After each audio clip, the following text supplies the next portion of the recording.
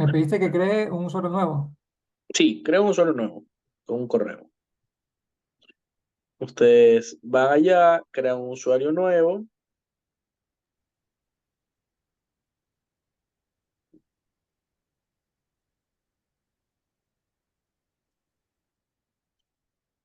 Contraseña 1234.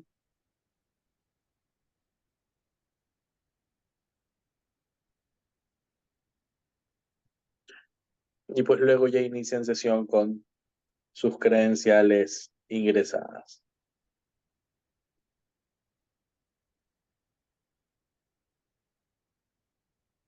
Y ahí pues van a tener, hasta ahora se han cargado los 5 primeros capítulos. Cada uno de estos capítulos pues tiene subcapítulos, tiene subtemas. Y cuando ustedes despliegan cada uno de estos temas, se les muestra el enlace justamente de el libro que deberían leer. Por ejemplo, el primer subtema que era sobre la regresión lineal, ahí tienen el enlace como les lleva directamente el libro interactivo que vamos a usar, como ya les mencioné, Dive into Deep Learning. ¿Ok? Una vez que ustedes ya terminan de leer, basta con darle clic al check para que se vaya registrando su avance en la plataforma y así pues tengan un mayor control de lo que han leído o no han leído, ¿no? Acordémonos que también no es que todos tenemos que leer absolutamente todo para una sesión. La idea es de que, claro, si podemos leer todo, sería perfecto, pero si en algún momento no alcanzamos a leer todo, esta semana, ¿sabes qué? No puedo leer, pero sí me puedo conectar. Esto, más que una clase magistral, es un foro de discusión, ¿verdad? Lo que vamos a tener los viernes. Es un foro de discusión donde justamente compartimos ideas. eh, Más adelante Víctor pues ha preparado algún material que nos va a compartir y en ese rato pues ahí nosotros, si alguno de ustedes ha tenido experiencia en este tema, justamente usando redes neuronales para regresión lineal, que es lo que vamos a ver el día de hoy, podemos compartir las anécdotas, podemos compartir los proyectos que hemos realizado, alguno que otro dato curioso, ¿ok? Porque, bueno, de probando muchas veces es que se aprende la verdad y mientras todos hagamos varios proyectos, hagamos varios intentos, pues podemos compartir todas esas experiencias, ¿no? Y construimos el aprendizaje colaborativo, que es lo que promovemos en este grupo, en esta sesión. Entonces, en honor al tiempo y sin más, le voy a dar paso a nuestro compañero Víctor Borbor, que es el encargado voluntario de esta sesión. Entonces, Víctor, la sesión es toda tuya. Listo, muchas gracias, ingeniero Carlos, por esa introducción. No sé si se me escucha bien. No sé si alguien me puede confirmar, por favor. Sí se escucha bien. Listo, gracias, Alan. Muy bien, entonces, como decía el ingeniero Carlos, hoy vamos a tener un poco nuestro foro de discusión. Dejen si se ve ahí. Hola, ¿qué tal? Y bueno, en realidad hoy va a ser un poco más una sesión guiada a las matemáticas, porque mucha de la regresión lineal se basa en esto mismo.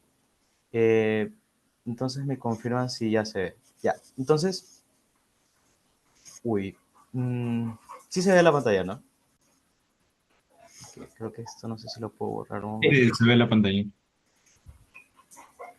Sí, solo que tengo un inconveniente, pero bueno, ya que era ahí. Esta es la presentación del día de hoy y quisiera antes preguntarles un poco, porque sí me he dado cuenta que al menos en el área de estadística, sí he visto que ya han visto regresión lineal un poco. Yo en lo personal no he visto estadística aún, pero según estuve viendo, sí ha habido como igual temitas similares al parecer.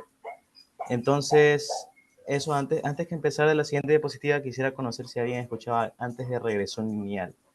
Porque sí es un tema igual y un poco gordo, un poco complejo hasta cierto punto, pero en realidad entendiéndolo sí se vuelve un tema muy bonito de entender. Entonces no sé si alguien quiera ser voluntario o si no escojo Alan. Listo, Alan, dime.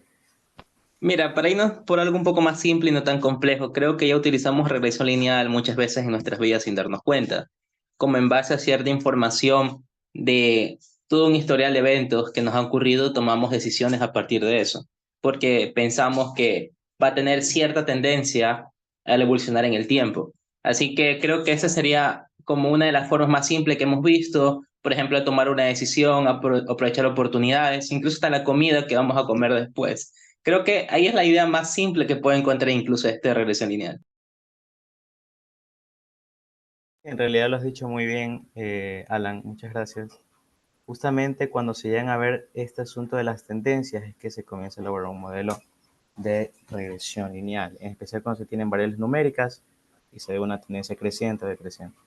Entonces, antes también les quería, bueno, creo que esto nos podemos saltar por un momento y empezar un poco con la agenda de hoy.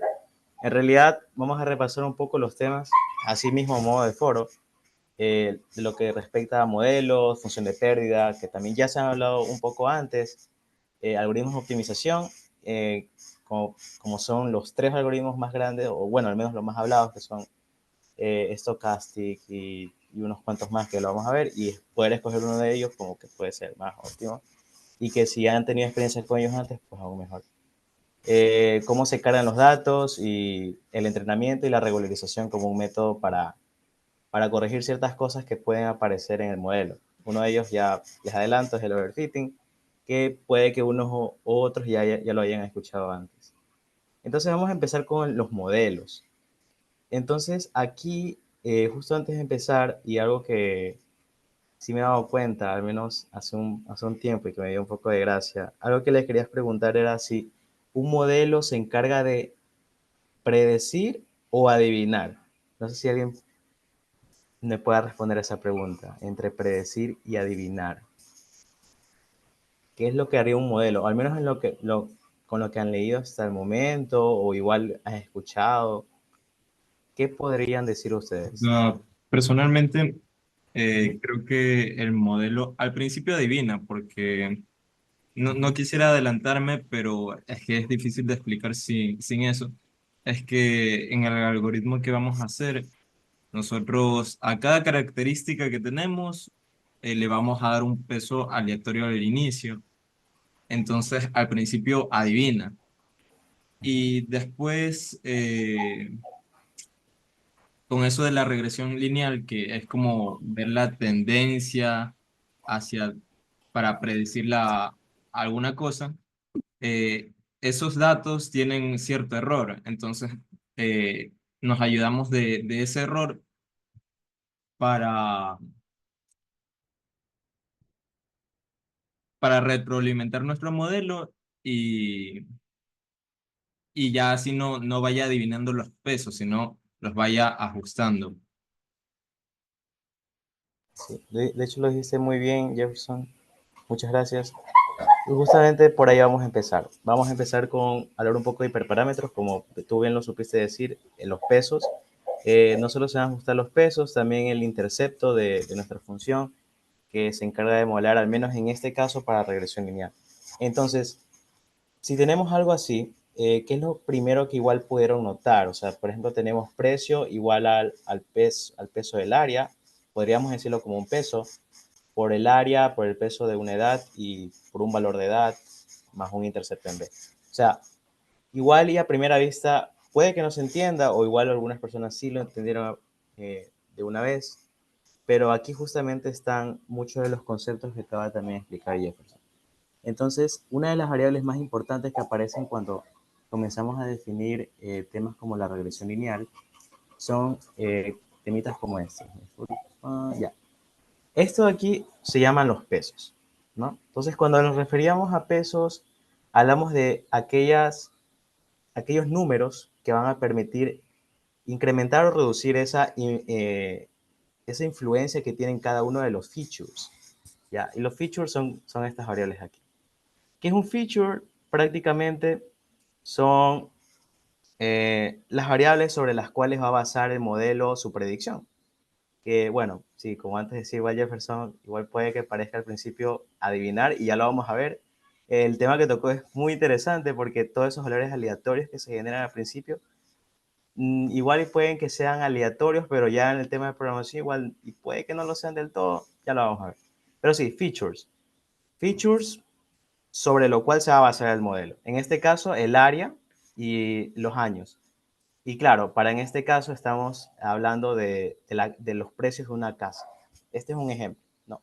Puede ser uno de los ejemplos de lo que hablaba justamente Alan, en el hecho de hablar, bueno, estoy viendo esa tendencia en la cual puedo ver, por ejemplo, que una casa con este es un ejemplo totalmente, sí, no tiene que ser totalmente realista, pero digamos que tenemos 40 metros cuadrados y que tiene unos 5 años y que el precio de esa casa es de cerca de unos $2,000. Es un ejemplo. Pero luego podemos ver que, digamos que tenemos una casa así mismo de 50 metros cuadrados, que tiene unos 2 años y que cuesta cerca de unos $10,000. Si nos damos cuenta, al menos aquí, puede suceder algo que igual muchas personas ya se encuentran acostumbradas, y es que comienza a haber una tendencia. En este caso, creciente. Es muy pequeña en realidad la cantidad de datos que los acabo de escribir aquí. Pero a partir de ellos sí se pueden empezar a modelar, o bueno, más que modelar en realidad, hablar un poco de decir, bueno, igual hay una tendencia en realidad.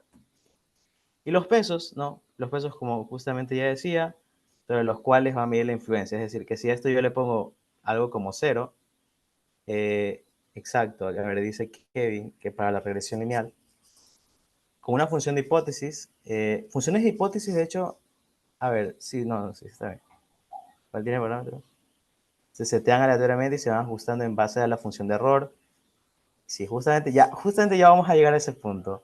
Entonces, claro, hablaba de pesos, y es que justamente cuando, por ejemplo, digamos que tenemos un peso de 0, decía esa influencia que tienen cada uno de estos features, pero es por eso mismo. Si yo a este peso le pongo directamente 0, esto queda directamente como 0, y ya para ese caso, vamos a decirlo, pues simplemente el precio ya solo dependería de los años que tiene esa casa.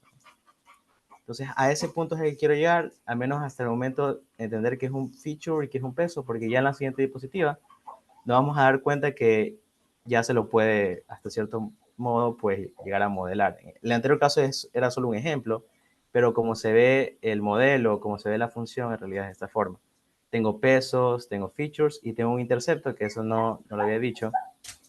Este intercepto, que también es conocido como bias, es interesante porque a partir de esto, si yo llego a tener una función lineal, un intercepto de 0 va a representar el valor que va a tomar esta función al momento de no tener ningún valor, por ejemplo, de features. Digamos que todos llegan a ser 0, entonces ese es el valor de la predicción que va a tomar. Por eso igual se lo llama valor de sesgo o bias. No sé si alguien lo ha escuchado antes, que nos pudiera comentar, porque igual sí lo vi un tanto interesante el hecho de igual poner un intercepto, aunque igual también dentro de los conceptos de función lineal son muy comunes, pero no sé si alguien ha escuchado algo de eso antes. Todas son válidas. ¿En qué sentido, Sergio? O sea, yo he escuchado, por ejemplo, en sklearn, al Ujú. momento de que uno aplica el modelo de regresión lineal, tú llamas a ese B con el parámetro punto intercept. Entonces, intercepto para sklearn justamente coincide con ese punto. Pero vayas en cuestiones de deep learning y redes neuronales, eh, pues es lo que se le suele nombrar a justamente ese tipo de variables en los perceptrones. Ujú.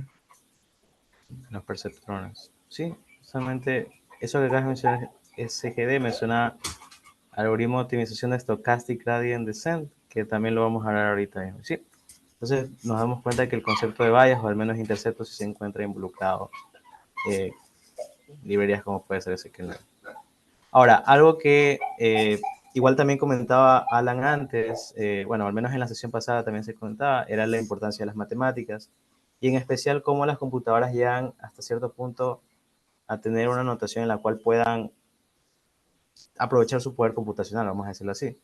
Entonces, claro, si nosotros llegamos a meter todas las variables así, porque al final vamos a tener un dataset, y me refiero a un dataset como prácticamente podríamos tener una matriz de valores y demás. Entonces, bueno, ya fuera de eso, hay que saber representar esto en forma matricial, vamos a decir. Es decir, que si nos vamos a dar cuenta, todo esto lo vamos a poder representar de esta forma aquí. Es decir, vamos a tener un vector de pesos, como puede ser algo así, ¿no? Con una matriz de features, que serían prácticamente variables, que va a tomar nuestro modelo. Entonces, ayuda a la precisión. Si nos referimos a la precisión como aquellos algo que sí había visto de la precisión es que a veces saben poner unos grafiquitos bien interesantes.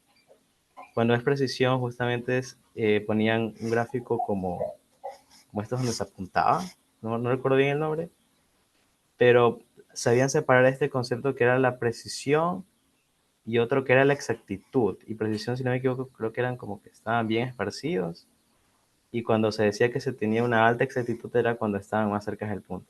Entonces, cuando dice el bias ayuda a la precisión, no sé a qué en realidad te refieres, Jefferson. No sé si nos podrías comentar un poco de eso.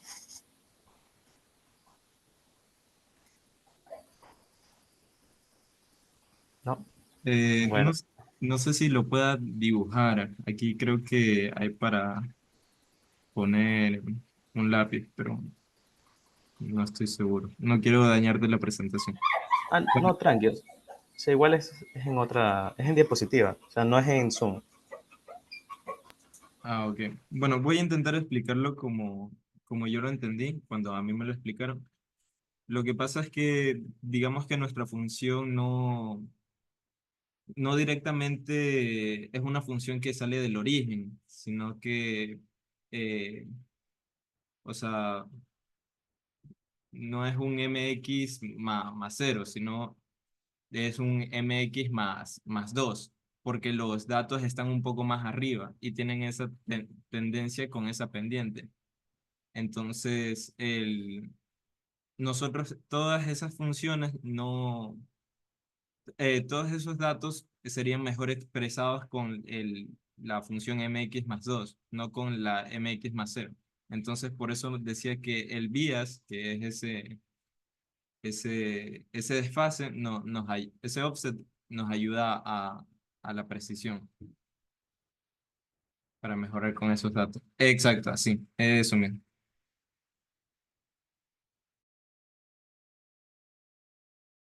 Sí, la importancia del bias y más bien del intercepto recalca en eso. O sea, si lo tendríamos que representar gráficamente con lo que dijo ahorita Jefferson, muchas gracias Jefferson, para eso en realidad serviría también el intercepto, para ajustar los datos realmente a la línea. Y bueno, ya en temas de programación, también esa vez, si nos damos cuenta, o sea, si bien todo esto se lo representa matricialmente, de hecho esto está mal, o sea, en realidad da igual, ya. O sea, la idea era que, o sea, esto que escribí aquí en realidad es WX transpuesta, no, más bien este sin la transpuesta, pero a lo que me quiero referir es que es importante conocer igual las notaciones matemáticas para que luego podamos pasarlo igual directamente al código, o igual depende también de cada uno. Pero algo importante que sucede también en programación es que con esta vez, si nos damos cuenta, no es una matriz, no es un vector ni nada de eso, así que en realidad lo que se hace ahí es el tema de broadcasting, donde a partir, cuando hablamos de broadcasting, pues es que esa B en realidad se lo va a ver como ese mismo valor de B, pero repetido varias veces, ¿no? Igual creo que puede haber sido un tema que lo puedan haber escuchado antes, pero así nada más como para saberlo, ¿no? Entonces lo que la computadora va a ver al final del día es esa matriz de pesos traspuesta, como algo así, W sub 1, W sub 2, así hasta un W sub n. Exactamente, Alexander. El peso, o sea, perdón, la B es una constante que se va a sumar a todo esto al final del día. O sea, vamos a tener algo así. Los features, que puede ser, igual si hasta ahora, igual no me va a entender mucho, prácticamente estos pesos serían estos valores que comentábamos antes, ¿no? Con los cuales va a medir la influencia que va a tener cada uno de los features. Que estos features o bien puede ser, por ejemplo, la edad, o sea, perdón, los años que puede tener la casa. Luego puedo tener otro que sea, decíamos también, los metros cuadrados, ¿no? Entonces, todos esos features son los que se van a considerar por ese lado. Y al final se va a sumar esa constante que nos decía Alexander, de modo que a la final, si nosotros nos ponemos a operar de forma, o sea, simplemente aquí sucede un producto a punto, ¿no? La primera con la primera, o sea, sería un W sub 1 por X sub 1 más, y así sucesivamente, y nos vamos a dar cuenta que va a dar lo mismo que acá, ¿no? Y esto es muy importante porque ahora que vayamos en la parte, bueno, aquí se explica esto de los pesos, los valles, ¿no? Es lo que acabamos de comentar ahorita. Ahora, algo que comentábamos también al principio era cómo se generaban estos valores de pesos aleatoriamente y hasta cierto punto donde decíamos que igual, bueno, al principio adivina y luego de eso se va ajustando. Algo que me pareció interesante era cómo se generaban estos valores aleatorios y que igual también tendremos que considerarlos al momento que igual comenzamos a elaborar nuestro modelo, o puede ser que ya existen librerías que ya se encargan de generar estos valores, ¿no? Entonces, justamente algo que me gustó haber leído era que los pesos se generaban a partir de valores que tomaba una función. En este caso, Alexander nos comenta que B es un modelo, el valor medio de la variable de respuesta cuando todas las variables predictores del modelo son iguales a cero. O sea que valor, o sea, puedes tener, por ejemplo, la variable de los años, ¿no? No sé si estoy entendiendo bien. O sea, estás comentando como que sí.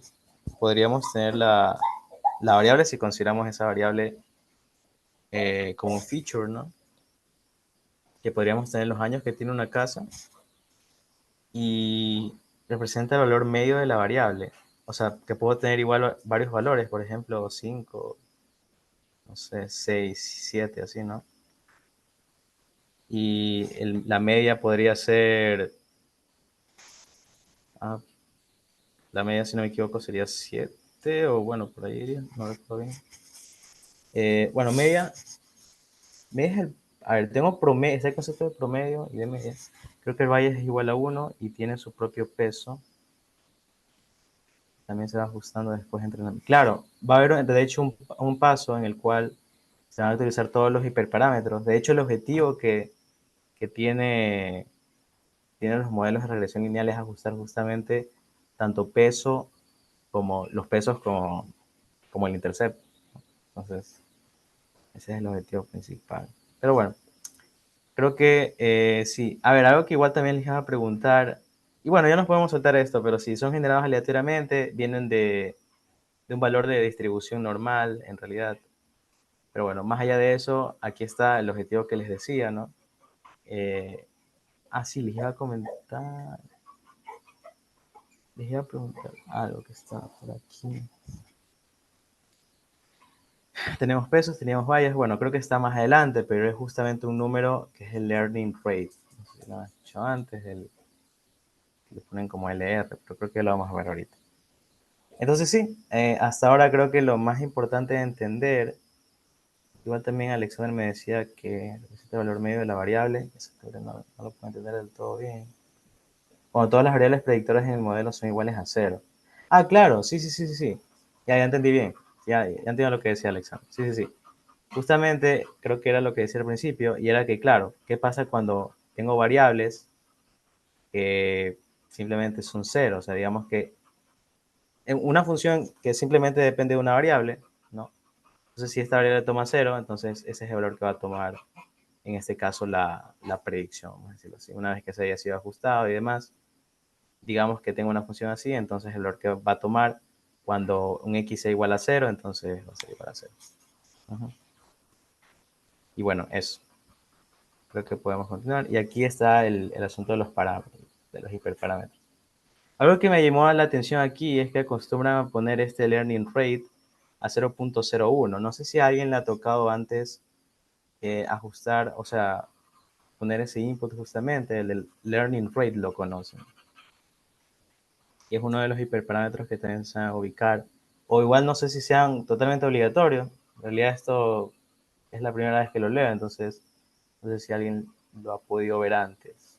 Eh, Ujú. Tengo entendido que es como una vez que nosotros le damos la retroalimentación del error a a nuestro modelo para mejorar los pesos, el learning rate lo que va a hacer es tú al, al error lo vas a restar de la función que tenías anteriormente para mejorarlo.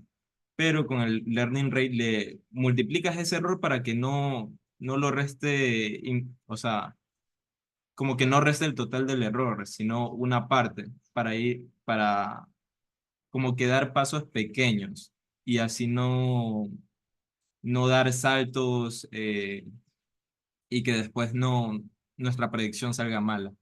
Creo que Alan sabe más de esto, entonces a ver si también nos acompaña. Por favor, ¿puedes hacer nuevamente la pregunta? No te escuché del todo. Ah, que eh, yo estaba diciendo que el learning rate era como que la multiplicación que tú le haces al error para mejorar, o sea, nosotros vamos a mejorar el modelo, y para mejorar el modelo necesitamos el error que hizo, digamos, en una época. Y entonces ese error lo tenemos que restar de nuestra función, pero con el learning rate no restamos el error total, sino eh, multiplicamos ese error con, digamos, 0,01 para ir ajustando nuestro modelo de poquito en poquito. Ah, ya, sí, sí, es que poco a poco va reduciéndose ese margen de error, si te das cuenta. Al final eso es lo que buscamos con cada iteración. Así mientras se va multiplicando se va haciendo mucho más pequeño. Sí, porque a ver, algo que igual también mencionaba, y muchas gracias a Alan y Jefferson, es que algo que también nos comenta Sergio es que también se lo hace para que mientras más pequeño significa más poder de cómputo, mm, más poder de cómputo se requiere, o sea, no deberíamos ir más de 0,01, porque a ver, me dice que varía desde 0,1 hacia abajo, y que a partir de ello, mientras más pequeño, más poder de cómputo se requiere. O sea, un valor de 0,01 sería como un valor ya peligroso, pero igual y puede que sea necesario para esta de la actualización que comentaban antes Jefferson y Alan. O Ahí sea, quisiera hacer una acotación también, ayudando a lo que estaban comentando los demás compañeros. Normalmente lo que se hace con el learning rate es, por ejemplo, es un valor que, o sea, como en todo, en toda predicción, siempre se trata de que el error como tal sea el mínimo posible, ¿no?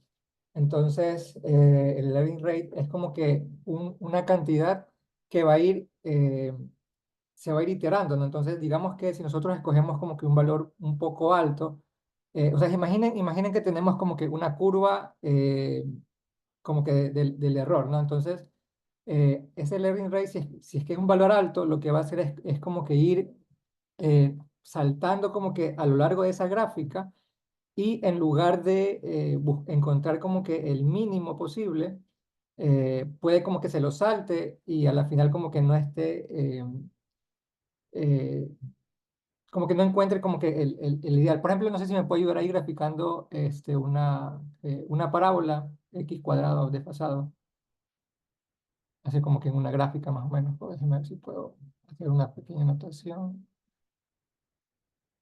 Ah, ah.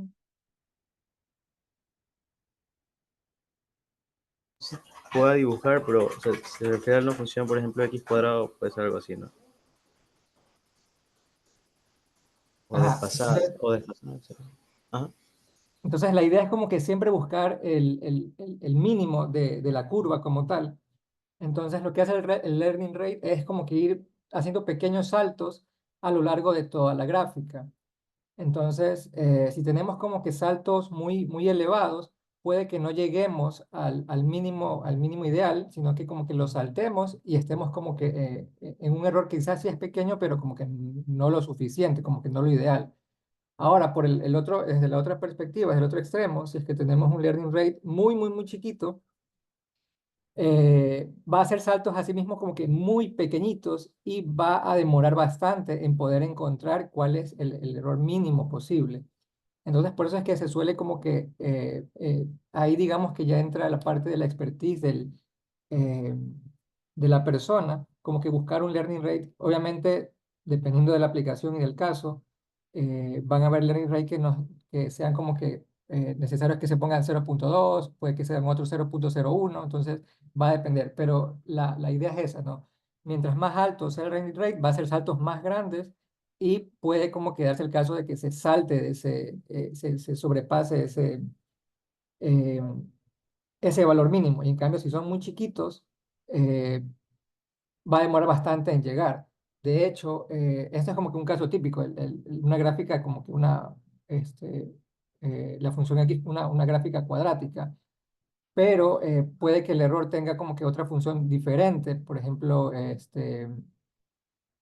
no sé, no sé cómo graficar. O sea, la idea es, por ejemplo, que tuviéramos más de un mínimo posible, ¿no? Por ejemplo, que tuviéramos como que baja, sube, baja otra vez, sube otra vez. Ajá, entonces, ahí van a ver como que tres mínimos.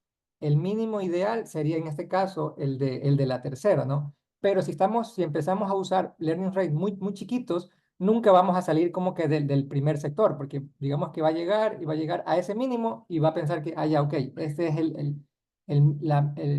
los parámetros mínimos para llegar al mínimo error posible, cuando realmente tenemos como que un valor más pequeño que se podría dar. Entonces, el learning rate es como que les permite justamente ir jugando entre esos valores, ¿no? Ni muy chiquito, porque al final puede que se quede ahí anclado en un mínimo que no es el mínimo real, ni tampoco como que muy grandes, porque también se puede como que pasar. Eh, eso es lo que les quería acotar más que nada. Muchas gracias, ingeniero Bacaro. O sea, creo que ahí literalmente creo que lo pudimos entender muchísimo mejor y justamente dónde se encuentra involucrado ese learning rate. Saltos muy grandes o saltos muy pequeños. Muy buen aporte, muchas gracias. Y muchas gracias a todos también que presentaron antes, Alan, Jefferson y que sé también. Muchas gracias. Sí, ¿qué tal, compañero? Solamente algo quisiera agregar respecto a la Sí, learning rate. Sí, lo sí, que pasa es que el learning rate prácticamente es el step size, ¿ya? Entonces, el step size prácticamente es la cantidad, ¿no?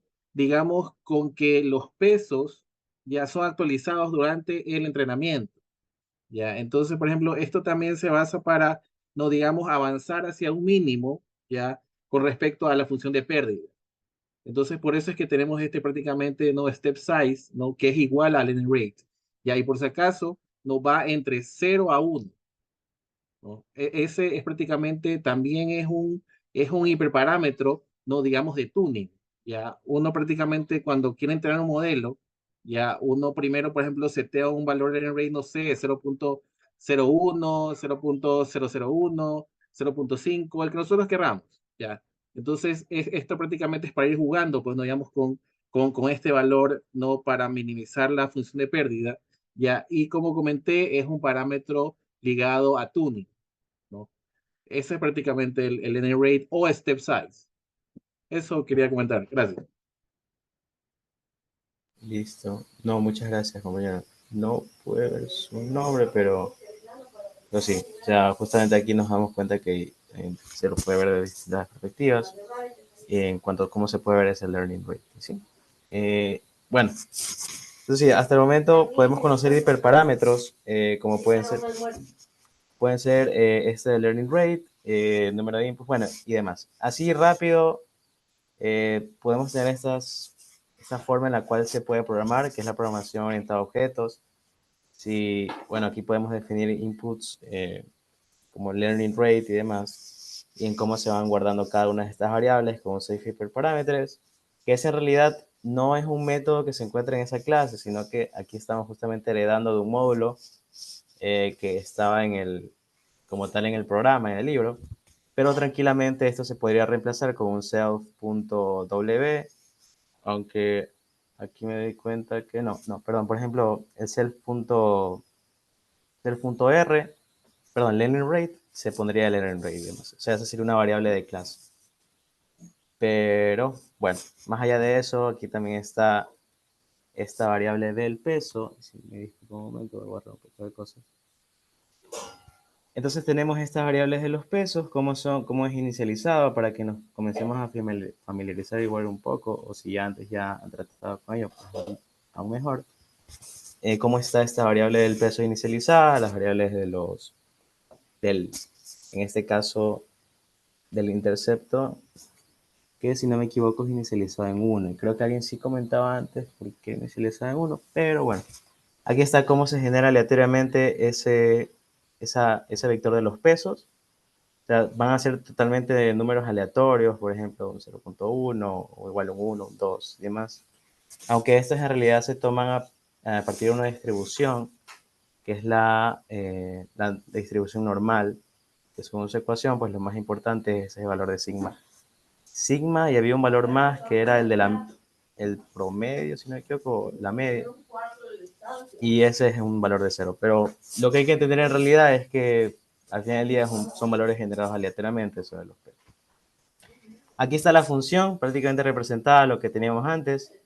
En este caso se usa torch, PyTorch, y aquí está esa variable de los features, y eso es lo que prácticamente se ingresaría como datos una vez, bueno, que ya lo vamos a ver igual prácticamente luego, pero aquí lo que está diciendo es que tengo esta variable de features, x1, x2 y demás, por la variable de pesos, ¿no? L1, L2 y C, y le sumo esa B, y aquí aplica broadcasting, ¿no? La misma constante que se comentaba anteriormente. Pero bueno, vamos a pasar creo que rápidamente a las funciones de pérdida que también se comentaban un poco antes. Prácticamente esto es sacar el promedio de una cosa, ¿ya? Vamos a tener predicciones, y esto se lo conoce como un Y de sombrerito, vamos a decirlo por ahora, y menos los datos que ya se tenían antes, ¿no? Entonces decíamos, por ejemplo, que teníamos el precio como un vector, esos resultados que se obtenían a partir de ciertos valores. Entonces vamos a decir que, por ejemplo, teníamos ese caso de que teníamos una casa de 50 metros cuadrados con 2 años de antigüedad, ¿no? Y que valía unos $1000. Entonces, así podemos tener varios casos, pero justamente este vector de aquí es el que representa la Y, y esos son los valores que se van a predecir.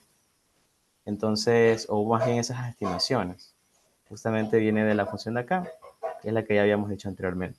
Pero todas estas funciones de pérdida siempre se van a obtener a partir de, o al menos hasta esta parte de aquí, se obtiene por cada una de los registros que se tienen, ¿no? Por ejemplo, aquí puedo tener 1, 2 y así, sí, hartísimos registros. Lo que se va a hacer es sacar un promedio, ¿no? Y eso. Entonces creo que podemos ser un poco más rápido, y creo que tiempo... O sea, igual también quisiera escucharlos porque ahorita vamos a tomar un tema. Bueno, aquí prácticamente se define esa función de pérdida, y demás, así mismo, ¿no? Como decíamos anteriormente, teníamos esa... Sí, Víctor, Ajá, sí. sí, porfa, respecto a la diapo anterior, ¿podrías un ratito regresar a la función? ¿Hasta aquí? No, a la del mean squared error, porfa. Sí, claro. Y algo también breve, por ejemplo, en lo que es Machine Learning ligado a regresión lineal, ese es el objetivo principal. Esa función hay que minimizarla. Ya, eso es por si acaso el objetivo principal de Linear Regression, no en este caso, pues no algoritmo de Machine Learning. Solamente para que estén al tanto.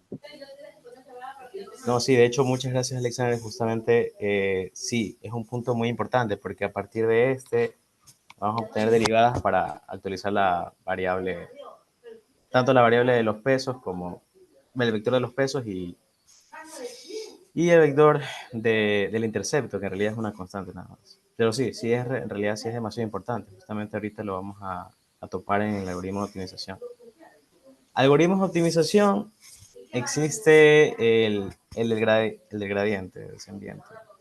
Está, bueno, de los tres más importantes creo que vamos a tomar solo uno, que es el de mini batch gradient descent. No sé si lo han escuchado antes, pero trata un poco de sacar de todos los valores en realidad un promedio. No sé si alguien ha escuchado antes del mini batch gradient descent, no sé si nos pueda comentar un poco, o, o lo explico aquí un poco rápido.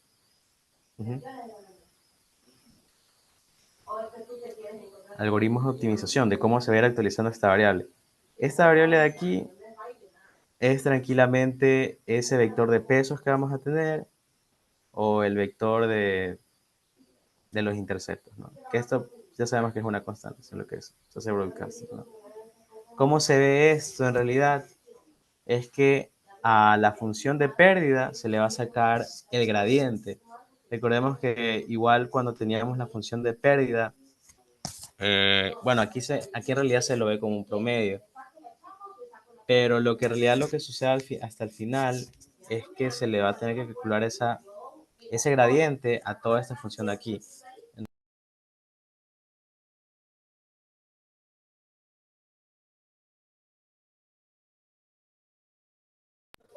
Disculpen, ya volví.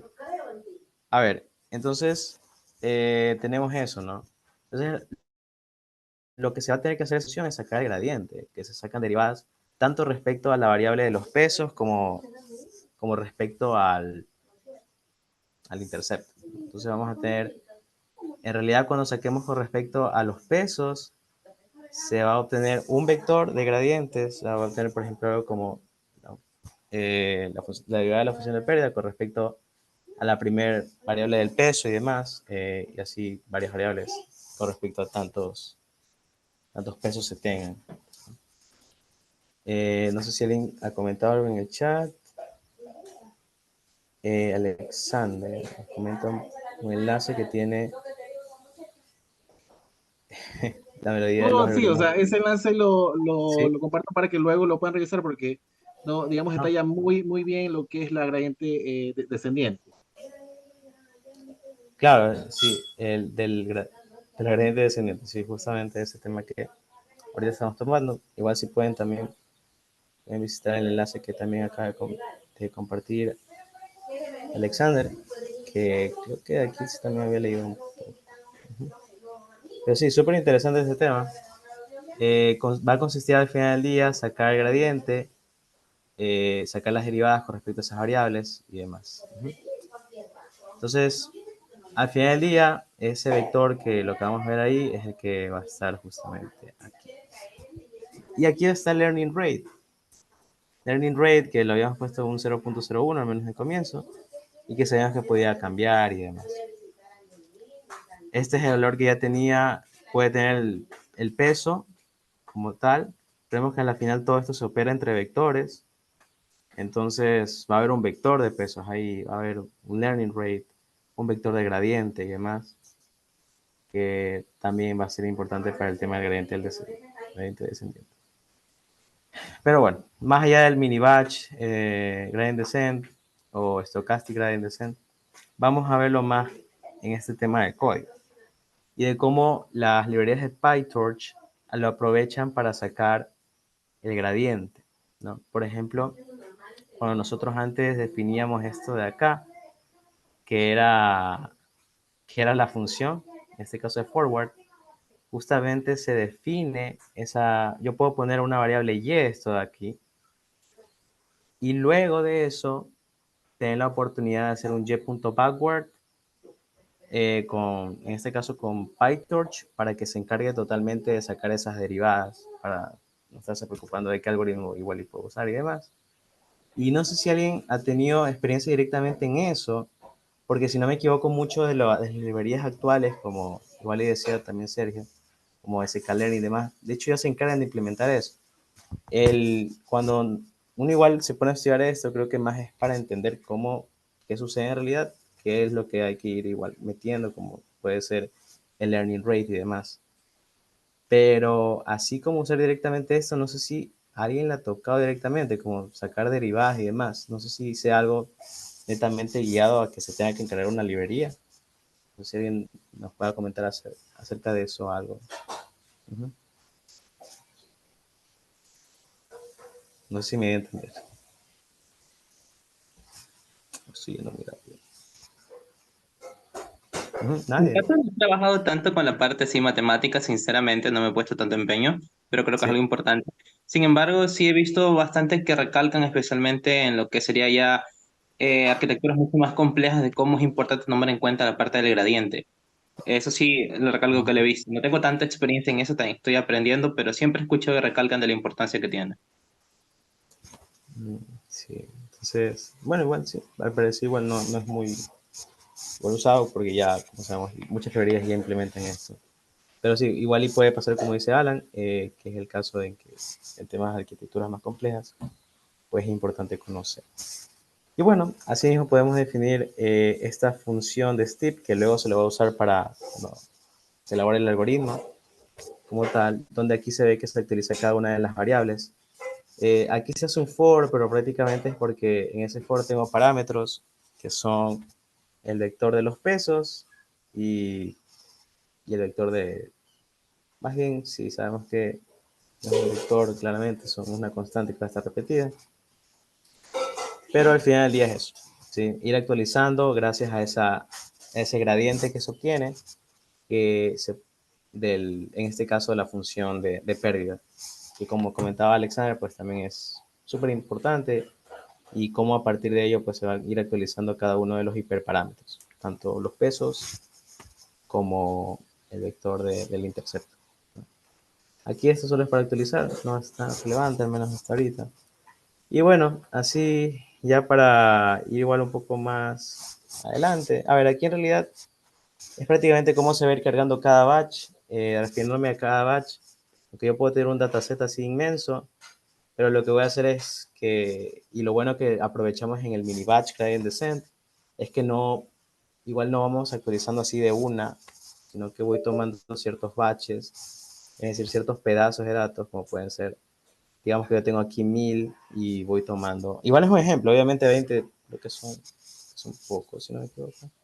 Digamos que voy cogiendo de 20 en 20 y así, ¿no? Hasta llegar a 1000, vamos a decir así. Entonces no se cogen todos. Y a partir de eso se separan las X, que en este caso vamos a referirnos a esa matriz de features, ¿no? Podemos tener aquí nuestra columna de años de antigüedad y nuestra columna de lo que comentábamos también, que eran los metros cuadrados, ¿no? Y teníamos ese precio. Entonces, poder separar eso para que ahora, cuando vayamos a nuestro algoritmo que tengamos ese feed, se tenga que entrenar y tal, pues se lo tenga que usar. Cosas importantes aquí, en realidad es qué va a pasar cada que se recuerda cada época, ¿no? Porque al final del día, como también creo que comentaba el ingeniero Bacaro, era que por cada época se va a tener que actualizar, en este caso, los pesos y el intercepto, pero no es del todo así, porque en realidad por cada época lo que se hace es que se va a usar todos los batches, ¿no? Esos mini conjuntos de datos que comentaba antes. No es que se utiliza pedacito por época, sino que se lo va viendo desde batches, o sea, en ciertos pedacitos de datos, es lo que sucede. Y claro, esto se lo ve en la función de aquí, en fit epoch, que es está más adelante, ¿no? Donde aquí se ve claramente que yo voy a iterar sobre esos batches, que van a ser ciertos conjuntitos de datos, voy a tener ciertos pedacitos, y ese pedacito lo voy a meter aquí primero, y lo voy a hacer el cero, perdón, en este caso el backward, le saco el gradiente y demás. El backward es bueno, no, de hecho eso es algo que yo lo había comentado antes, pero es de PyTorch, para sacar el gradiente de la función de pérdida, y luego de eso, pues, poder aquí hacer la actualización de la variable, ¿no? En este step, en realidad esto pertenece a una clase de optimización. En realidad esta es una instancia de esa clase, el optim. Y eso en sí sería prácticamente todo lo que se hace, más allá que aquí se hace una validación. Pero hasta este punto no sé si alguien nos pueda comentar algo, al menos si ha escuchado eso de los patches y de cómo se va dividiendo los datos. O sea, simplemente no se pone todo de una, sino que por cada época, igual sí se ponen todos los datos prácticamente. Igual va a depender del batch size y demás, pero no sé si alguien nos pueda comentar, igual pueda tener unas mejores palabras de cómo pueda explicar esto de aquí. No sé si igual alguien le tocó directamente esto. Uh-huh. O sea, por lo menos en mi caso, cuando he trabajado así, Uh-huh. normalmente yo veo los batch como los grupos de que vamos a mandar toda la información. Por ejemplo, puedo aumentar o disminuir la cantidad de elementos que tenga un batch, tal vez para hacer que, por ejemplo, no exista overfitting, por ejemplo, mandar siempre un mismo grupo, puede darle mayor variedad. Asimismo, por ejemplo, puede hacer cuando quiera que el modelo demore más o menos tiempo también trabajando, porque toma en cuenta que no es lo mismo enviar 1000 imágenes que se repitan 20 veces a enviar 5 imágenes así de 5 en 5, ¿verdad? Entonces, por lo menos yo esas perspectivas he usado los batches. Ahí creo que Sergio quiere mencionar algo. Sí, o sea, tengo dos acotaciones. Una tenía que ver bastante con lo que dijo Alan, el hecho de el uso de memoria. Entonces, es muy diferente el hecho de mandarle todo de una a la red y pues que ésta se crashee al que se vaya entrenando de poco en poco. Entonces, cuando tienen datasets bien grandes, el uso de batch no es una opción, ya es un requisito. Con cosas pequeñas, eso ya es una opción y pues no es tan, suele ser no tan necesario, pero ya con data grande, los batches son algo que te ayudan a optimizar tu modelo.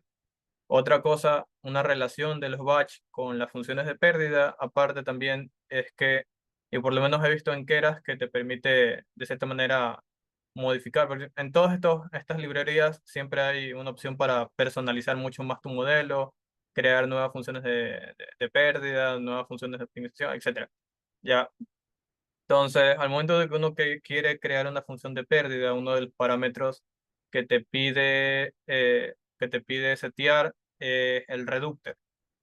Ya, y el reductor, de lo que yo estuve viendo, era un parámetro que te dice cómo va a tratar la función de pérdida por cada batch. Ya, y lo que generalmente pasa, y como está configurado por defecto, es que en el reductor se hace un promedio de la pérdida, del error, se hace un promedio del error de todos los valores que están en el batch. O sea, se hace un promedio de todos los errores reunidos en un batch. Ya, ahora, aquí vienen dos análisis. Uno, mientras más grande es el batch, más fácil es que un error grande sea camuflado con los errores pequeños.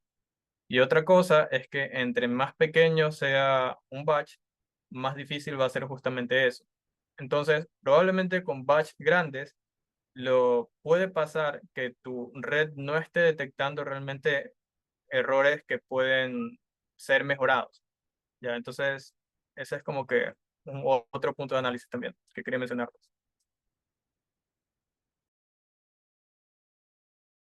Yo algo que quiero agregar a lo que dijo Sergio, lo dijo bastante bacán, es que, por ejemplo, digamos, ya no estamos haciendo algo de regresión, sino de clasificación. El batch tiene que ser lo suficientemente grande para, por ejemplo, estás clasificando números del 0 al 9. Tiene que ser grande para que contenga todos esos números, digamos que son fotos del 0 al 9. Digamos que tú elegiste un batch chiquito de 12 datos.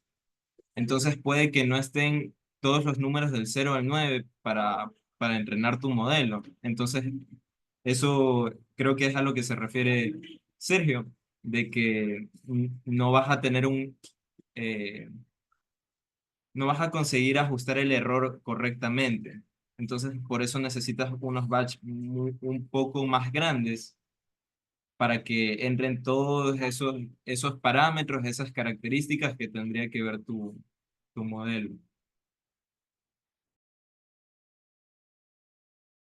Bueno, más bien yo me refería a algo diferente, pero porque yo lo estaba orientando a regresión, pero el punto que aportaron ahorita está bueno. O sea, yo me refería, por ejemplo, a que por lo menos en regresión, si el batch es grande y dentro de ese batch hay algunos errores también grandes y hay otros errores muy pequeños, lo que pasa es que se camuflan esos errores grandes y es más complicado para el modelo saber que está teniendo errores y darle la capacidad de mejorar.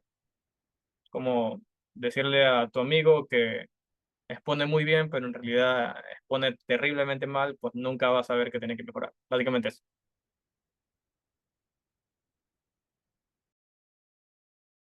Bueno, una pregunta también, Sergio. Con errores no nos referimos a los outliers, no, sino al error que aparece con la función de pérdida. Ajá, ajá, sí, exacto. El error que aparece con la función de pérdida. Ah, ok. Claro, porque se he visto que a veces los errores lo saben poner como, si tienen outliers, tienen un error o algo así. Pero bueno, no sé si hasta aquí nos dé más tiempo como para llegar al punto de la regularización y de cómo se puede mejorar el modelo cuando aparece overfitting en la etapa de validación justamente, luego del entrenamiento. No sé qué nos diga el ingeniero Carlos. Hola, sí, Ya. bueno, ya por el tiempo nos quedamos acá, Ujú. justamente yo creo que como ya entramos a este contenido que en teoría ya es contenido, creo que vamos a continuar la siguiente semana para que también como que yo entiendo que por los exámenes muchos no se pudieron conectar y pues también la próxima semana van a estar un poco atareados con los exámenes, pero yo creo que podemos continuar la próxima semana con ese tema y para los que en teoría ya terminaron de leer, creo que podemos lanzar un desafío como que darles un dataset y ver quién te obtiene las mejores métricas para ese dataset. Y a eso yo me comprometo, ¿ok? Entonces, estos días yo les voy a estar compartiendo un dataset, les voy a estar diciendo cuáles son los lineamientos y la próxima semana no avanzaríamos con el capítulo 4, sino que continuaríamos con lo que nos faltaba, que todo eso es súper importante, y vemos esto del desafío, a ver si ya nos metemos un poco a código y vemos cómo estamos todos. Alan tiene la mano levantada.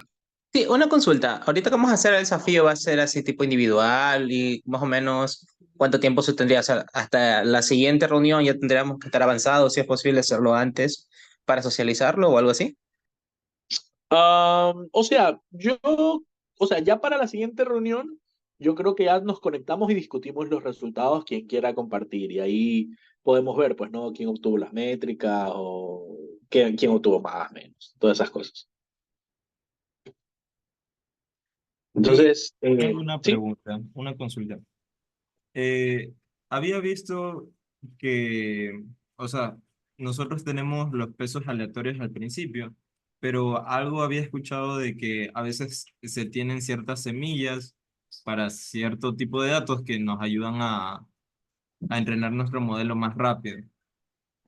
No, pero no entendí muy bien de eso de como si ya hay semillas por digamos, un modelo de clasificación o es una semilla para exactamente un dataset especial. Entonces, claro, ahí el tema de las semillas, y esto es algo que no se debe confundir, las semillas no se las debe tratar como que si fueran hiperparámetros. O sea, no es como que nosotros al momento de que queremos hacer un modelo y lo queremos compartir con la gente, eh, decimos, ¿sabes qué? ¿Y cómo lo tuneas? Lo tuneas usando estas semillas. No, las semillas lo que nos permite es como que efectuar la replicabilidad del sistema. Es decir, si yo quiero que alguien más tenga los mismos resultados para evaluar, y esto es algo que se usa bastante en la investigación, pues no, porque en el método científico lo que queremos es que otras personas puedan replicar nuestros resultados. Si queremos que alguien justamente obtenga estos resultados, le decimos, ¿sabes qué? ¿Con qué semilla empezó mi modelo? Con esta. Así, estos valores aleatorios, estos pesos aleatorios, van a partir de la misma semilla y en teoría van a ser los mismos pesos aleatorios y vamos a llegar casi al mismo resultado. Eh, sí, eso es básicamente lo que yo podría decir sobre eso. No sé si alguien tiene algún otro comentario de eso. Pero ojo, claro, van a haber semillas que nos dan mejor resultado y van a haber semillas que no. Hay todo un campo en la ciencia que se encarga justamente de ver, de analizar, estudiar qué semillas o los mejores métodos para escoger las semillas, pero hasta ahorita digamos que no nos metemos en eso. O sea, ahorita las semillas las usamos justamente para replicar resultados. Pero que hay semillas que nos dan mejor resultado, sí, efectivamente. Carlos, ¿qué tal? Ahorita estoy con Manuel. Dice que quiere comentar algo en la reunión porque estaba escuchando también. Sí, perfecto, perfecto. Ah, El Carlos, doctor, ¿qué tal? ¿Cómo estás? ¿Qué tal? Oye, me ¿cómo está, parece doctor? fantástico, esta iniciativa que estás tomando, ¿no? Nada más, comunicarte, ya luego para coordinar sobre un tema, o sea, de repente lo que tú estás realizando ahorita, yo también lo realizo, pero desde otra perspectiva, con máximos y mínimos, bueno, más que todo con problemas de optimización, ¿no? Y trabajo justamente con algoritmos, tal cual como tú lo presentas aquí, hablas de hiperparámetros, hablan de pesos, nada más que yo me voy por el lado de turísticas, ¿ya? Entonces, de repente, ¿no? Si hay la posibilidad, me gustaría compartirlas a ustedes, así mismo como he hecho el día de hoy, alguna otra sesión, ¿no? Pues la siguiente o la siguiente semana, ya nos ponemos de acuerdo para compartirles, pues, algo de esto, porque me ha gustado bastante y quisiera también compartir pues, algo con ustedes también. Sí, perfecto, doctor. Muchísimas gracias por su entusiasmo y la verdad eso es lo que buscamos. Buscamos que crear aprendizaje colaborativo. Si alguien tiene contenido para compartir en su rama de estudio, pues perfecto, porque así es como todos aprendemos. Pues no, usted ha pasado años estudiando y pues si puede compartirnos ese contenido en varias sesiones, algunas sesiones, pues perfecto, ¿no? Porque así cada quien se nutre de los conocimientos del equipo. Entonces, muchísimas gracias Ya. por su aporte. Fantástico. Entonces ya acordamos eso y nos ponemos de acuerdo para poder compartir un poquito los algoritmos con los que yo trabajo. La única, digamos, el único pero que van a encontrar es que yo trabajo usando MATLAB, no uso Python. Ya, más sin embargo, el código, pues se los puedo presentar y ir indicando qué hace cada parte del código y lo van a entender fácilmente. Es, bueno, lo que viene ejecutando while, if, for, todo eso, lo esencial, ¿no? Lo esencial. Con eso, pues, se ejecuta todo el algoritmo. Y luego, ya nos ponemos de acuerdo para hablar sobre el tema. La idea principal es presentarles unos algoritmos que yo mismo lo he desarrollado, de hecho, metodísticos. Ya luego detalles sobre eso les los daría pues el día de que compartamos pues ya la información como tal, ¿ya? Entonces me comprometo yo a eso y excelente por esta iniciativa que estás tomando, me parece algo fantástico, ¿no? Yo quedé encantado, he estado escuchando este, he estado escuchando toda la sesión pues de prácticamente inicio a fin y me ha gustado bastante todo lo que pues comparten aquí. Es increíble. He entendido la mayor parte, pero es otra perspectiva, obviamente. Pues aquí ustedes lo hacen por el tema de aprendizaje, etcétera. Pues yo lo veo desde otra perspectiva, pero al final hay un enlace ahí. Entonces es algo fantástico. Entonces, ya quedamos de acuerdo más ya en privado, por interno, como quien dice, y ya nos ponemos de acuerdo, ¿ya? Sí, perfectísimo, doctor. Muchas gracias. Listo, gracias. Ok, entonces pues con eso ya daríamos por cerrada la sesión del día de hoy, que nos extendimos un poquito más, pero perfecto, porque hemos avanzado bastante. Una vez más, agradecerle a nuestro voluntario de esta semana, Víctor. Contigo mismo yo creo que vamos a trabajar para la próxima semana, Víctor, para lo que faltaba, porque asumo que tenías el material preparado, entonces ya nos ponemos de acuerdo para ver cómo avanzamos la próxima semana. Eso sería todo, pues no se olviden que una vez que termine la sesión vamos a subir en aproximadamente un día toda la sesión si es que quieren revisar algo a nuestro canal de YouTube, pues y ya nos veríamos la siguiente semana. Esperando que todos se encuentren bien, que tengan un lindo fin de semana. Nos vamos. Chao, chao. Gracias. Gracias, pasen bien. Gracias.